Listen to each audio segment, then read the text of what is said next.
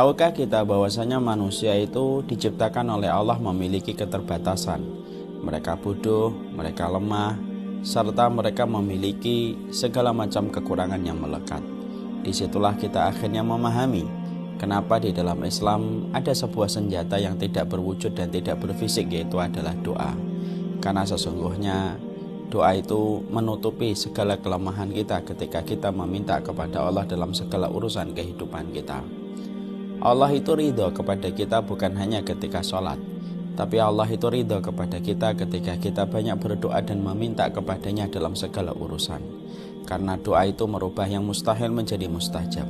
Karena doa itu merubah yang jauh menjadi dekat, dan doa itu pula merubah yang tidak mungkin menjadi mungkin ketika kita senantiasa mengetuk pintu langit dengan kita berdoa.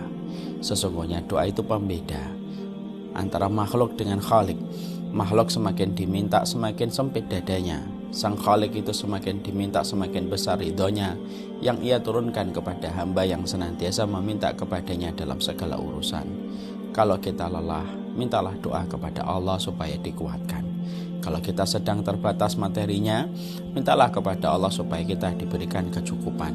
Bisa jadi segala kesulitan yang kita dapatkan karena kita tidak yakin ketika kita meminta kepada Allah. Allah itu zat yang paling senang kepada mereka yang jujur di dalam doa. Dan sesungguhnya indikator kejujuran di dalam doa mengulang-ulang permintaan tanpa bosan dan tanpa letih. Di sisi yang lainnya, kita juga mengetahui betul bahwasanya Allah memerintahkan kepada kita untuk bertakwa. Kaidah dalam takwa itu sederhana: lakukan apa yang Allah perintahkan, tinggalkan apa yang Allah larang. Bertakwalah kita kepada Allah dalam urusan harta kita. Bertakwalah kita kepada Allah dalam urusan anak-anak dan urusan istri dan suami kita.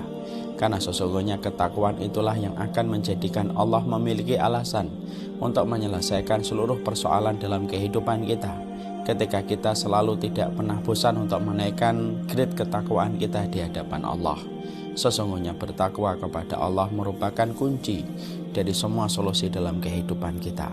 Siapapun yang merapikan hidupnya di hadapan Allah dengan menaikkan ketakwaannya, maka itu menjadi alasan bagi Allah untuk merapikan kualitas hidupnya dia dalam kehidupan akhirat dan dunia. Bertakwalah kepada Allah sesuai dengan kemampuan. Bukan berarti ayat ini memberikan kepada kita alibi untuk melonggarkan apa yang harusnya kita maksimalkan. Semaksimal mungkin bertakwa sesuai dengan kemampuan.